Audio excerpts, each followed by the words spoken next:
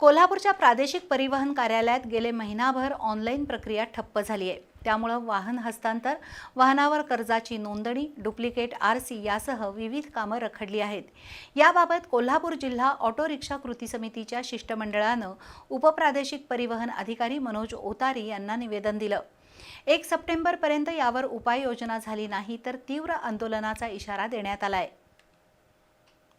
कोल्हापुरातील प्रादेशिक परिवहन कार्यालयातील ऑनलाईन प्रक्रिया गेली महिनाभर बंद आहे।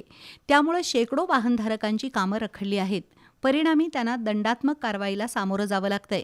वाहन हस्तांतर, डुप्लिकेट आरसी, वाहनावर कर्जाचा बोजा चढवणं अथवा उतरवणं यासह अन्य कामं थांबली आहेत। तसंच गेल्या 10 ते 12 दिवसांपूर्वी एक नवीन फॉर्म तयार करून आरसी आणि आधार कार्ड प्रमाणे वाहन मालक तसंच त्यांच्या वडिलांचं नाव लावण्याच्या कामासाठी पैसे आकारणी होऊ लागली आहे।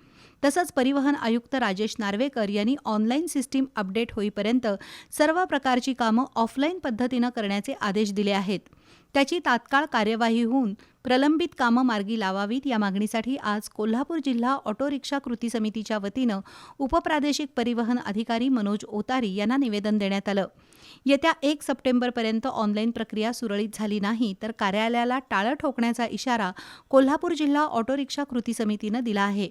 यावेळी समितीचे निमंत्रक चंद्रकांत भोसले, राजेंद्र जाधव, संयोजक सुभाष शेटे, अतुल पवार, जाफर मुजावर, अविनाश दिंडे, ईश्वर चन्नी, शाहरुख बागवान, अरुण घोरपडे यांच्यासह समिती सदस्य उपस्थित होते।